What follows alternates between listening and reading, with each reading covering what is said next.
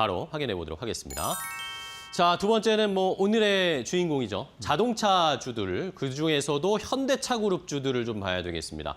자, 오늘 장 초반에만 해도 어제 아틀라스 공개를 했을 때도 시장에서 좋긴 한데 주가가 오히려 차익 실현이 좀 나오는 모습이었습니다. 근데 오늘은 젠스랑 CEO 정의선 회장 만났다니까 바로 주가가 튀어오르는데 자, 현대차 그룹주들은 어떻게 저희가 접근해야 될까요? 네.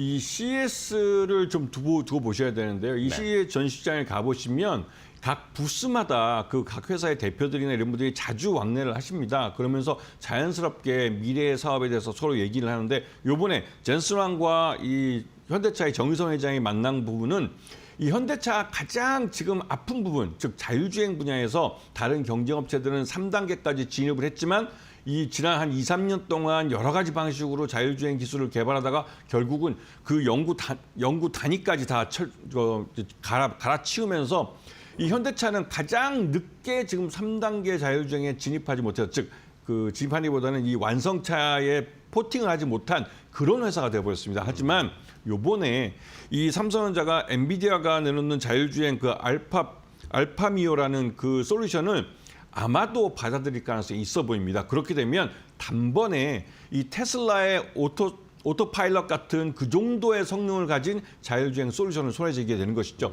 그렇게 되면 현대차는 단번에 한 2, 3년 지쳐졌던 것을 따라잡게 됩니다. 그렇게 되면 여기서 현대차뿐만 아니라 기아는 이 자율주행 때문에도 자동차를 더 많이 팔 수가 있습니다. 그리고 아울러서 아까 말씀하셨던 것처럼 보스턴 다이내믹스에서 이게 처음으로 공개한 겁니다. 이 휴머노이드 로봇 그 아틀라스가 말 그대로 대단한 모습을 보여줬어요. 그리고 실제로 그게 실제 작동을 한 것은 파일럿 모델이고 실제로 공장에 투입을 해서 올해 2026년입니다. 미국 조지아주 공장에 투입을 해서 실제 자동차를 제조하도록 만들어지는 프로토타입의 그 로봇 모형으로서 이번에 공개를 했죠. 그러면서 앞으로 그 모형이 실제 공장에서 테스트하는 부분을 공개할 겁니다. 그러면서 이것들을 이렇게 열심히 하는 이유는 보스턴 다이내믹스를 IPO할 수 있다는 것이죠. 그렇게 되면 보스턴 다이내믹스 IPO는 현대차 그룹의 지배구조 개편과 연결됩니다. 보스턴 다이내믹스 지분 20%를 누가 갖고 있습니까? 정의선 회장이 갖고 있습니다. 그러면서 이 현대차 그룹 전반에 걸쳐서 재평가가 이루어지고 있는 겁니다. 네. 자, 그러면 현대차 그룹주 일단 점검 좀 해볼까요? 현대차, 기아 대표적인 대장 두 개를 좀 체크해 주시죠. 네, 현대차하고 기아는 어디까지나 제조업입니다. 네. 그렇기 때문에 이 업체들이 분기마다 몇 대의 자동차를 만들고 어떤 모델이 잘 나가는지 IR을 통해서 공개를 합니다. 이 부분은 우리 투자자들은 체크를 하셔야 되는 것이죠. 작년에 이 현대차 같은 경우는 2025년 국내에서만 71만 2,954대를 팔았고 해외에서는 342만여 대를 팔았습니다. 이거는 다른 그 경쟁업체인 그 BMW나 폭스바겐 이런 업체와 비교했을 때 대단한 것이고 도요타하고도 비교했을 때도 충분히 따라가고 있는 모습을 보여주고 있습니다. 그러면서 펠리세이드나 아이오닉 9 같은 그 말 그대로 신차들도 잘 팔리고 있고 굉장히 고부가가치 SUV, 대형 SUV 중심으로 팔고 있기 때문에 수익성도 빠르게 개선되고 있죠. 이런 부분에서 여기서 이제 CES의 이 보스턴 다이내믹스의 그 아틀라스 로봇을 공개하면서 현대차 같은 경우는 충분히 좋은 평가를 받을 수 있는 성장성이 있는 기업으로 평가를 받는 겁니다. 여기에 기아차는 오늘 주가가 좀 삐끗하고 있죠. 다른 현대차나 현대모비스나 현대글로비스나 현대오토에버 같은 업체보다는 좀 기아차가 주가는 좀 싸게 움직이고 있습니다. 하지만 기아차도 이번에 군용 트럭이죠. 군토나라고 불렸던 여기에 군용 모하비를 새로운 모델로 내놓고 있습니다. 그러면서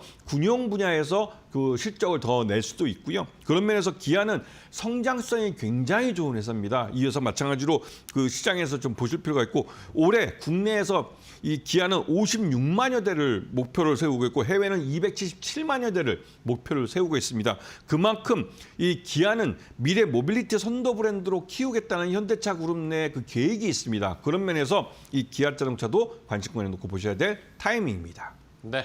자, 현대차와 기아 자동차 판매 올해 또 어떤 모습을 보여줄지도 지켜봐야 되겠고요. 자, 그럼 마지막으로 현대차 그룹주 오늘 전반적으로 지금 다 올라가고 있는데 현대차 그룹주를 공략하고 싶으신 분들이 많으실 것 같습니다.